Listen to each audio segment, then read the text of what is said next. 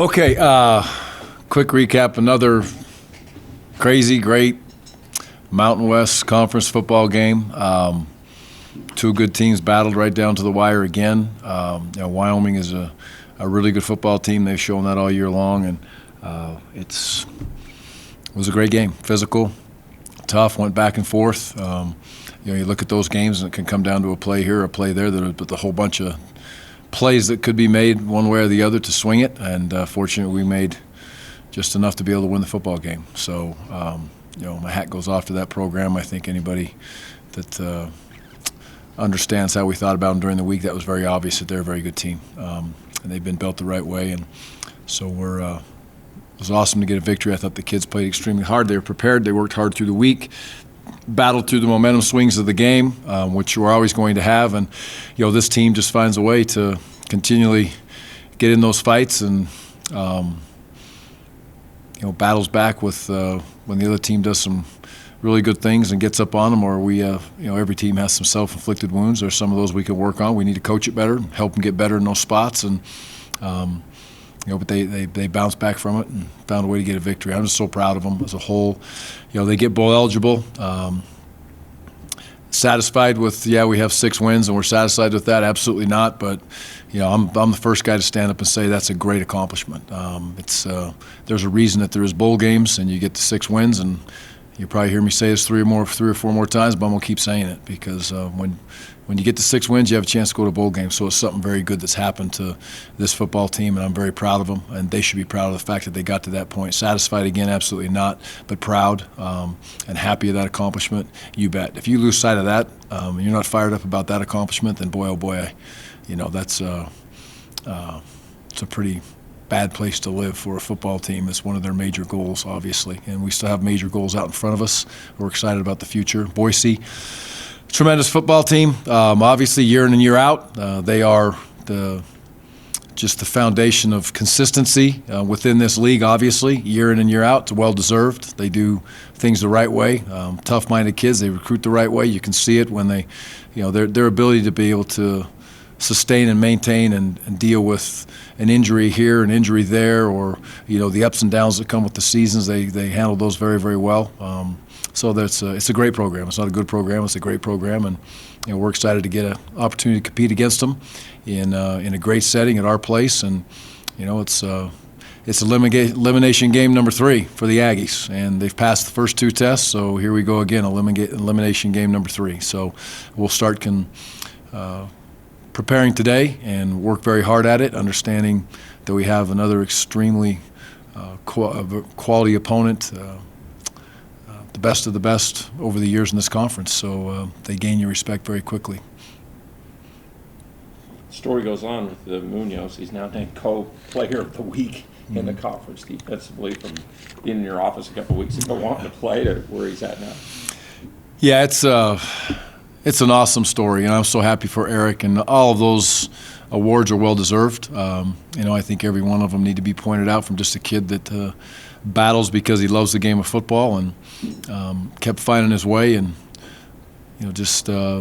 hey, I'll do whatever I have to do to keep playing football. And it showed up since January. It showed up in the weight room. He's a hard worker, and he's adjusted to the scheme where we're at, what we're doing. But at the end of the day, he's the one that went out there and made those plays with the support of his teammate. And I think the Coach Yen has done a great job of helping him understand and absorb the scheme. But it's Eric goes out there and does what he does and did what he did in that situation because he prepared himself for that moment long ago, not just the last 2 weeks or whatever it may be. And all the credit in the world goes to him and his teammates for helping him get into that spot. And as coaches, we'll do all we can to help him. But they go out there on game day. It's about them being in that moment, getting in that moment, and when opportunity presents itself, take advantage of that opportunity. And that's exactly what he did.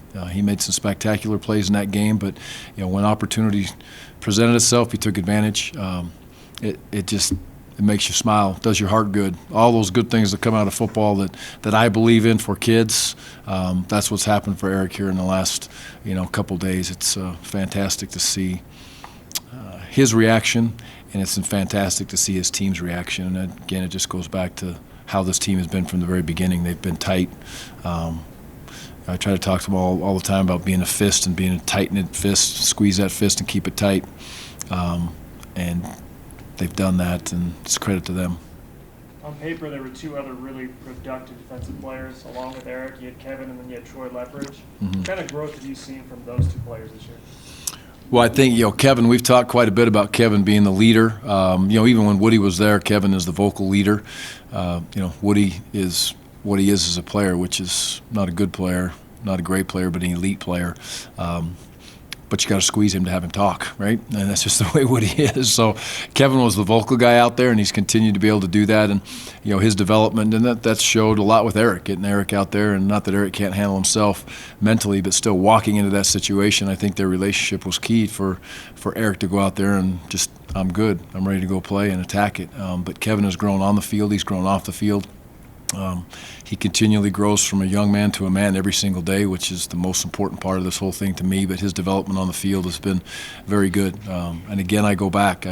The guy that he plays for is very, very, very good. Justin Enna is, a tough, hard-nosed, great teacher, demanding, yes, hug him up, yes, all those things that come with it. But that's just who Utah State football is. So that feeling of toughness and grit and hard working and smart football comes out of that room, and that's who we need to be as an Aggie football team. And those kids have done a great job of taking that on, that demeanor, and taking it out on the field. But again, Kevin's the one that's made that happen, so it's been fun to see. And Troy is, tough, physical, is becoming a student of the game, which is, quite frankly, the next step for him in his development. The consistency every single day in practice, film watching.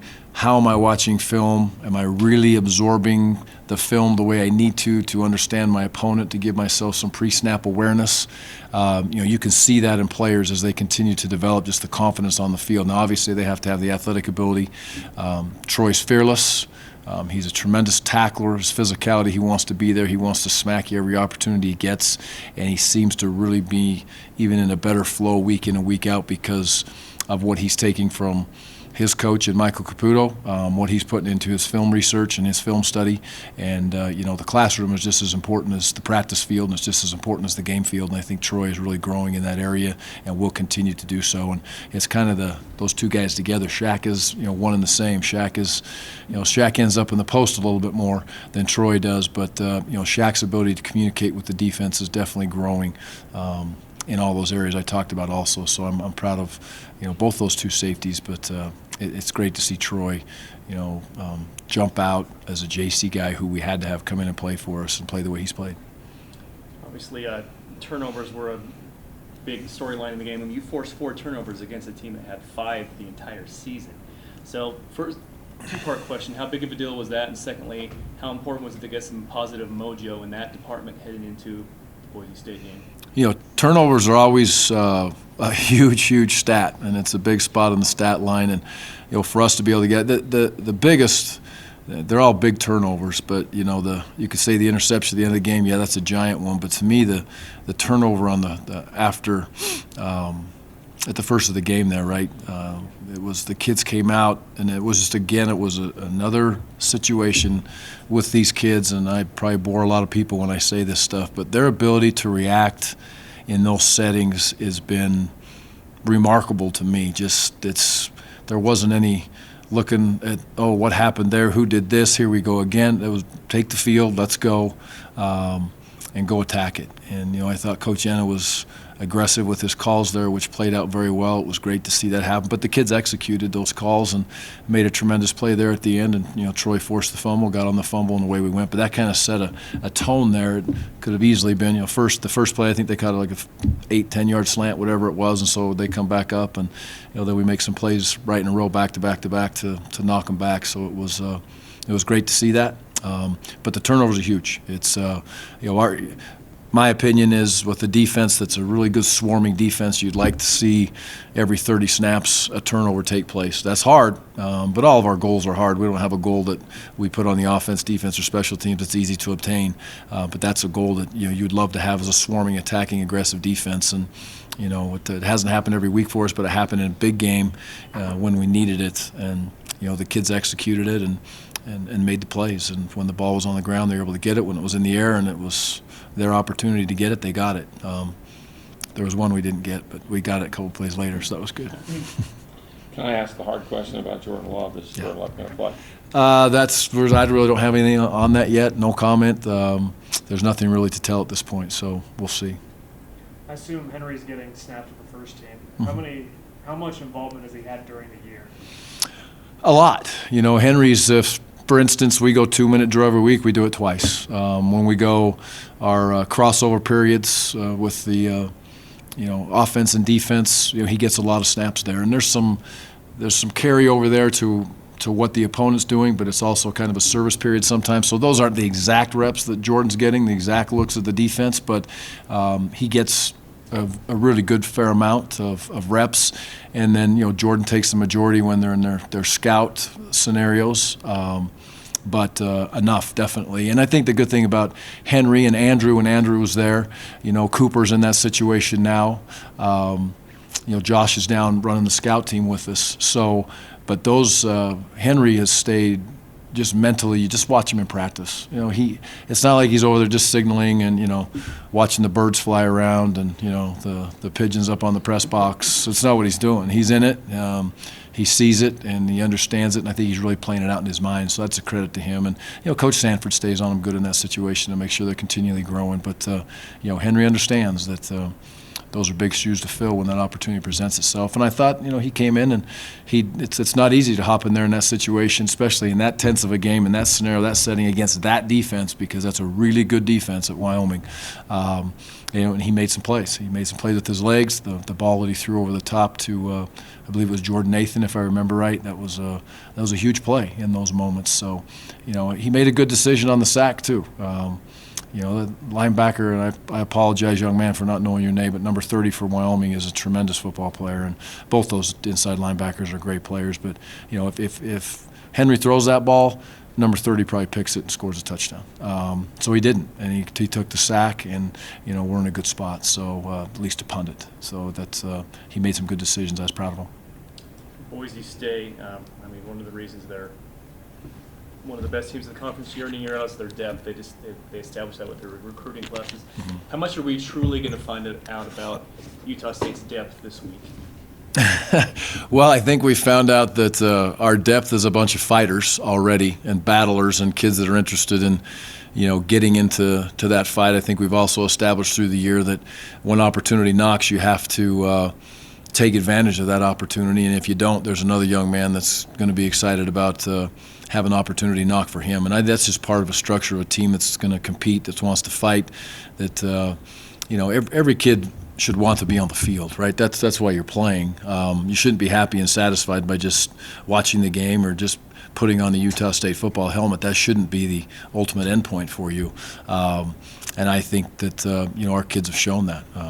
We'll find out a lot about our depth, to answer your question, probably no more than we found out about our depth the last month of the season, quite frankly. There's been so many, look at the offensive line, you look at the linebacker spot, you look at the DBs, especially early in the year, the running back position when all of a sudden, Jalen was hurt for a couple weeks there, and, Enoch had to hop in there, and, Riley came in that situation, and, I can go on in those spots, not to bore you, but we've had a lot of those situations, and I think they'll react to the best of their ability, and I think they'll be excited about the opportunity to compete when the youth is given a chance. How about Boise's on their third quarterback? Yep. And the guy's the player of the week. He's really good. Yeah, and Boise again. They do a tremendous job of just. I think they stabilize their program very, very well. They recruit to who they are, what they're going to be, and that goes with that comes through time. That comes through commitment. They know who they're going to be on offense. They know who they're going to be on defense, and their ability to recruit at a high level is right there. I've banged against Boise for a long, long time. And there's 6 or 7 kids on that team, the places I've been in the past that we would love to have had, and Boise got them, and Boise does a great job of recruiting them, identifying, get on them. They have a tremendous place to recruit to, which we all know, and so we're excited about continually growing and building that and getting into that situation. Their reputation, speaks for itself. We'll get into those recruiting battles, and we'll see where it all goes. But I think the ability to sustain and maintain and stabilize a program the way they do with consistency, regardless of how many games they win, you have to look at them every single year. And when you go to media days, they're probably going to be almost always one or two every year, right? That's where they're going to be every single year. And that's what a program that's stabilized and every single year expects to have those great high expectations to be where they are this time in the year right now, playing a huge game in, what is this, the third to last week in November, and that's where they expect to be every single year. And that's where we want to be every single year. So, it's a credit to them and their program, their administration, everything that goes with Boise, and that's what you want to be, right? You want to be in a position to be in special spots late in November, and that's where they found themselves, and they find themselves there most years. Well, this guy looked really athletic besides being able to throw the ball. So, gives them a real dimension at quarterback that's really kind of hard, I would imagine, at this point. Yeah, the thing I was probably most impressed with is his ability. Even the first, I believe it was the first play of the game. It was early, one or two plays into the game, and he just gets back and rifles the ball out of there, and he's very good moving out of the pocket in their boot game. And Boise is a team that'll move the pocket with a lot of different personnel groupings. So his ability to sit back in the pocket and wing it, his ability to get out on the open, he did that 3 or 4 times on the boots and gets out of the pot and spins that ball, and they're very good to some very good receivers. So he's seasoned, right? He's a senior. He's been there for a long time, obviously, and it's a lot like Eric, right? I mean, this kid got an opportunity. He took advantage of the opportunity and played great. And he absolutely was he had a special game, and he let the players around him make plays when they had the opportunity. And, it's another great story in college football. But we'll have our hands full, regardless who plays quarterback. I mean, who knows it's going to be. I guess that's the $1 million question on for both teams, right, as you look at it. And then you talk about Wyoming being a good defense. Statistically, Boise State is even better, on the season. So this is really, to be honest, from start to finish, this has been the best side of their ball all year long, has been the defensive side. Yes. They have some tremendous players. That starts with the defensive front for them. Physical, tough, game changers. The Weaver kid is fantastic. The Moe kid is, I believe he's 55-2, if I remember right, or 50. Tremendous player. They have a bunch of those guys inside, and 3 or 4 of those other kids that are just the tough, physical, play with great technique, technicians. I get a little bit of a scouting report on those kids over the summer from Coach Chad, because he coached them a year ago, but now obviously he's busy trying to win games at USC and doing his deal there. But so he loved those kids, so that tells me if he loves them, they're hard-nosed, tough guys, and the defense is built around kids that can run and skillful kids that have great length. So, we'll have our challenges for us. The wimpy kid, the inside linebacker, just because of our knowledge of him through the years and years of knowing the Wimpy boys, he's turned himself into a heck of a player also. So defensively, they believe in each other. They're tough-minded. They're physical, long, and play the game the way it should be played. Hightower, so number 16, the wide receiver, one of the wide receivers, is averaging 20.4 yards of reception. Yeah. How imperative is it to limit his big plays? Well, it's very important. And Boise does just such a great job of finding ways to use him within their scheme. It may be in a grouping of 2 tight end sets where they're play action passing, max protection, running boots. They do a great job with their crossing routes. Just they're smart the way they attack things. You can look at it and say, oh well, look, they're trying to get a pick here, trying to get a pick there, but they don't. They do a nice job of moving through things and sliding and getting those undercut routes, whether it's him or it's another kid. The big crossing boots across the backside are big trick plays that come in with Boise. So I've admired their offense for many, many, many years. I think it's a great way to play. They'll play with pace at times to get you offset. If it's a big play, you better be ready for pace coming back on you. So they have, and that comes with time. He's a tremendous player. You give him an opportunity to get the ball, 50-50 ball, he's very good at. He's got great speed to pull away from you. I think he does a nice job of getting off man coverage from what I've seen. When you get up and press him in his face, he has the ability to, that doesn't bother him, which a lot of receivers, that does bother him. It doesn't seem to bother him a bit. So, he's surrounded by good players, and he's just another example of a really good football player that fits their scheme, and they use him the right way. And that's it's a credit to the young men. It's a credit to the coaches too. Over the years, how they've built that system to where it can handle whatever's going to come this way. So if it was snowing sideways on Saturday, they'd be prepared for that to be okay, and they'll run what they run. If it's 70 degrees and clear, and they'll do what they're going to do to cause you problems that way too. So it's a really good offense. 70 degrees and clear sounds really good. Yeah, we'll take it. It'll be all right. It'll be a cool night, but it'll be a nice night. It couldn't have been better than it was Saturday. That was a beautiful night for us. So it'll be a 8:30 kicks. Cool. I think we all wish it was at 2 o'clock so everybody could see this game, but none of us control that. So we'll play when we play. You said last week you hardly stepped in the defensive line room.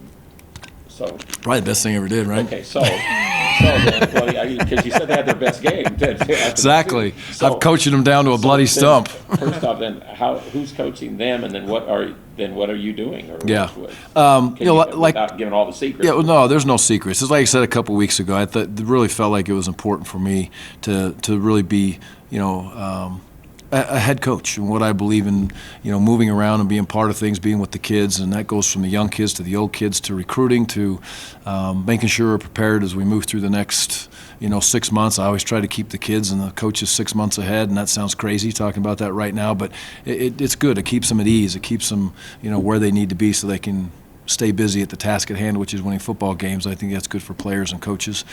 It's just at the beginning of this year, I felt like we had 9 full-time coaches. We didn't have 10 full-time coaches. We have 9.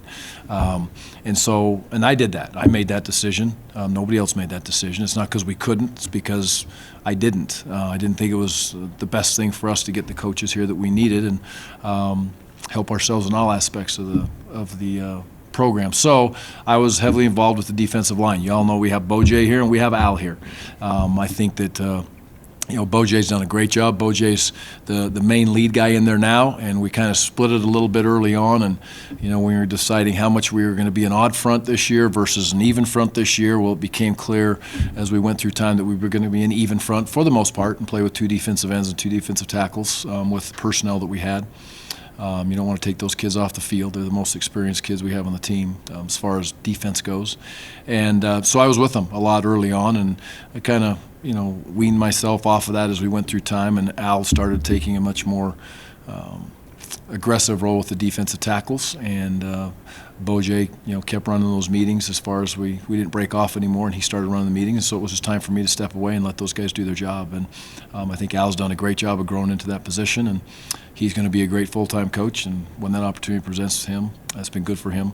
And Bo-Jay's just continued to grow, handling that room. So there's 2 of them in there, and those kids are in very good hands, and they're experienced too, right? That's a tough-minded crew. They got a lot of miles on them and a lot of reps underneath them, so it allows them to be able to handle some things as far as game prep on their own. But again, they're in great hands with those 2 coaches. Anything else? Okay. Thanks, guys. Go Aggies. Wyoming win is very important for us. I mean, it keeps us right in the conference race. We knew that they were going to be a tough team defensively, and that we needed any opportunity to score and convert on those. And I felt like we did a really good job driving down the field, scoring touchdowns on the first couple drives, and then even though we probably should have had 1 or 2 more touchdowns, just getting points on the board and separating ourselves was really good. And I think that the offense from every position, running back, wide receiver, quarterback, just stepped up and did a great job. You've kicked 14, I think, of your field goals in conference games. And I think the one game we didn't win in conference, you didn't get a chance to kick in one. So they've come in really important games for this team to do what you want to do as your goals. Can you talk a little bit about that? It's just good to get those opportunities. I really like that, whether the offense is going to score touchdowns or, if we're going to score field goals, we're getting points on the board. And I just got to do my job and help the team no matter what to achieve a win. I mean, I'd rather kick PATs, to be honest, but when they're field goals and they're going in, that's also really good, and I'm glad that I'm able to step up and help the team that way. I assume breaking the field goal record for the Mountain West Conference is one of your goals coming to Utah State. Do you have a number that you want to reach now that you've broken that record? As many as I can. I mean, I wasn't really aware of the Mountain West until a couple of weeks ago. I always wanted to break Coach Brad Bond's record. He's the one that, like said it and everything. And that was the one thing from day one since I started training with him where he would tell me, hey, you got to break 59. And after every game, pretty much he would text me, 54 more or 13 more. So that was pretty amazing to do that. How meaningful have these records been the last couple of weeks? Knowing that they've come in wins and when they've been meaningful field goals that have really helped lift your team to those wins. They're great. I mean, I don't want to focus on those. Those are things that I set before the season or before my career even began, and it's great to be able to help the team out that way. And when you win and break those records, and when you win and achieve something like that, that's what makes the feeling even better. It's not a selfish goal; it's a team goal. Because when like you kick field goals and you end up winning the game on a field goal against Fresno, I mean that was raw emotion. I hugged Jordan. I mean that's the best kind of feeling in the world when you can help contribute to whatever team set out as a goal back in January. You're on the sideline a lot and see the guys coming and going and all. Can you give us a read? Is there anything different about the team these last two games that was not there in the two games where it didn't seem like everybody was playing very well in those two games against Air Force and BYU? I mean, on the sideline, everyone has more grit. I mean, everyone kind of made it a personal attack to them about those 2 weeks where rather than just, being the guy to get punched on, they want to be the guy doing the punching. They want to be like a boxer doing the heavy hits. They want to finish that knockout blow. And I feel like over the past 2 weeks, that's kind of where, there's not a saying, but a lot of people always say that, we can't win close games, we can't do that, and we're really doing a great job changing that culture. I mean, going out and winning 2 tough away games in conference and now winning against Wyoming at home in a close game where the defense stepped up and made a great play. I mean, Eric Munoz, a fantastic player, has stepped up and did a great job this week where, that's really the change that we've seen on the sideline where everybody's coming more and more together about wanting to change that culture and, setting forth towards our goal. You guys have really played some meaningful games against Boise State over the last 4 or 5 years, but they've been there. How nice is it to have them here for a game that's, for a good chance of a division title? I mean, it's great. I mean, it's always a big game between us two. My true freshman year when I redshirted, we beat them here, which was a great experience. And I want to repeat that again with all the seniors that came in for that experience, and then just in general, every one of my teammates. I mean, it's a huge game. Our focus is solely on them, and I think this week of practice is going to determine so much more about how the game is going to go than like when the game actually happens. I feel like the preparation to it will be the most important. Let me ask you, you and I, that one day in practice, we were talking about all the things you do off the field. Why do you do all that stuff? Are you talking about school with or school and stuff you've done with the community and different things like that? Why? I just love being involved in the community. I mean, I always looked up to soccer players who did the same thing, where they weren't too big for other people or people that they influence. And I have my mentors and my people that I aspire to be or that I look up to that have done those things. So I feel like just giving back is truly what's something that makes me me, and that's what I want to be known for, rather than just being a football player, being a guy that can be friends with kids, can go out, have a guy recognize me and then play football with him or like toss the ball around, just have an experience that they're going to hold on to for a while.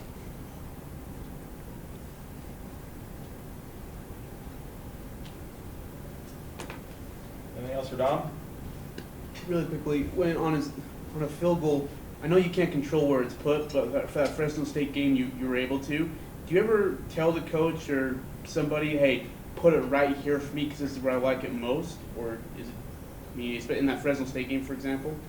Yeah, I mean, I prefer left middle. I mean, just right around the left upright. That's what my preferred spot is, but I don't actively think about that.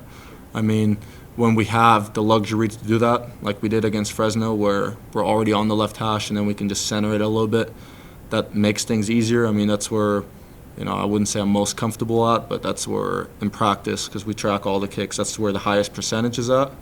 That's where we're going to say, you know what, that's where we have the best chance of making it 99 to 100% of the time.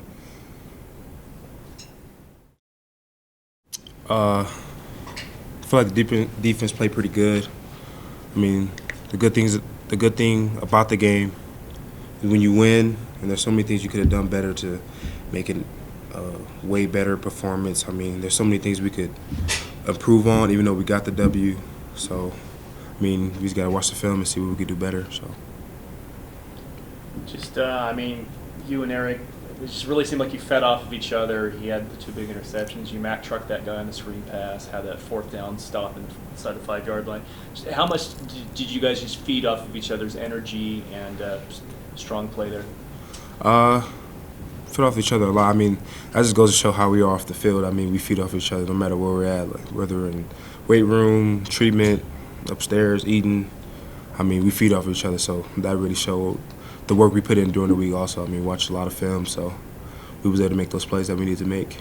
Eric talked about how you guys are best friends. How soon after he got here did you guys kind of get to that point? As soon as he got here, actually, like, as soon as he got here, he was already, like, open. I was like, dang, like, I feel like I knew him forever. And he went to JUCO in California, so, like, kind of had the same lingo down and stuff. So, I mean, as soon as he got here, we're friends. Been friends since then, so.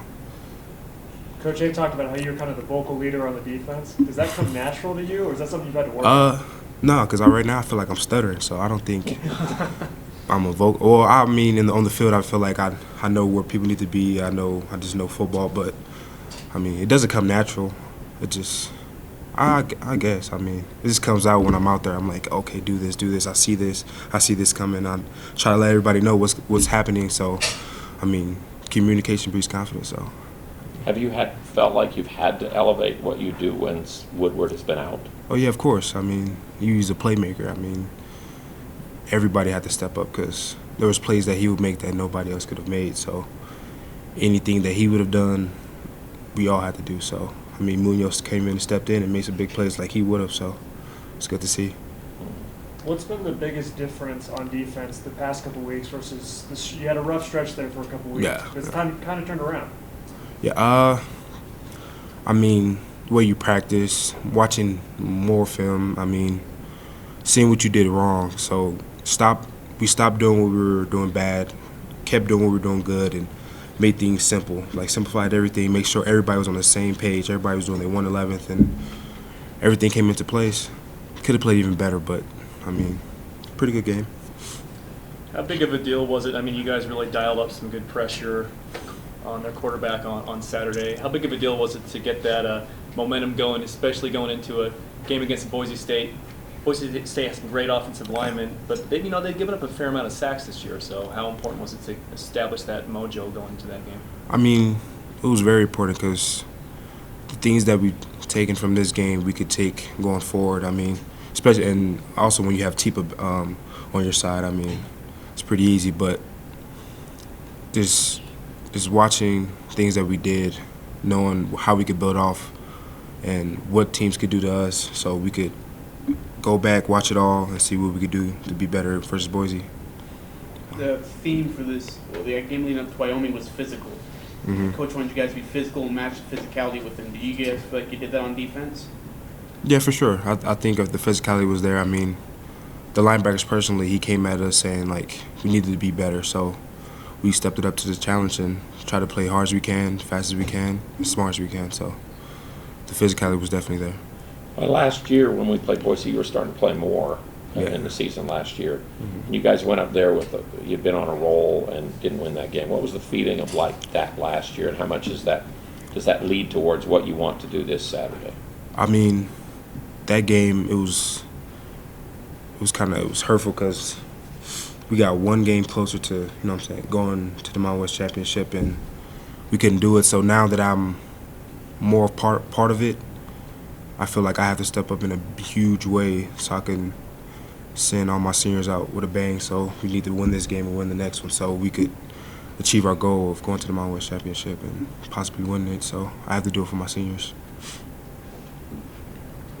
How big of a deal is it for you to be a part of a game here against Boise State, a meaningful game at home? I mean, the Aggies have played Broncos for Mountain Division title a couple times, but both games have been there. So, Yeah. I mean, just how excited does that make it that you're playing a meaningful game late in the season here against them? Oh, that's huge because I feel like we have the best fans in the whole league. So the crowd behind us, that home atmosphere, there's nothing like it. The herd is crazy. Our fans are crazy. That's huge having that game here. So make the best of it. Have you looked at anything at Boise State? Like, I know you'll do a lot more Yeah. as the week goes on, but what are your first initial thoughts of things you got to do? What do you have to take care of? What do they do well? That kind of stuff. Stop the runs, number one, always number one. Their third-string quarterback, I think he's actually pretty good. I mean, he's a pretty good quarterback. And then the receivers, I feel like they get them the ball in space and try to make one of the corners miss and keep it going. They get the ball to their playmakers. They're great on defense. So, I mean, we got to match their intensity, their physicality, and we'll be okay.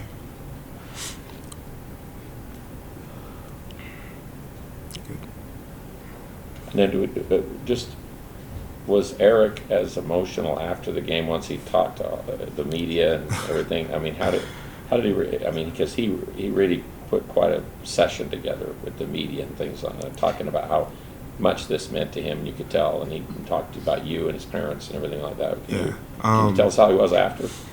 Yeah, so, I mean, even before I've seen him cry once before, too, because football means everything to him. I mean, he's always stayed patient, always stayed humble.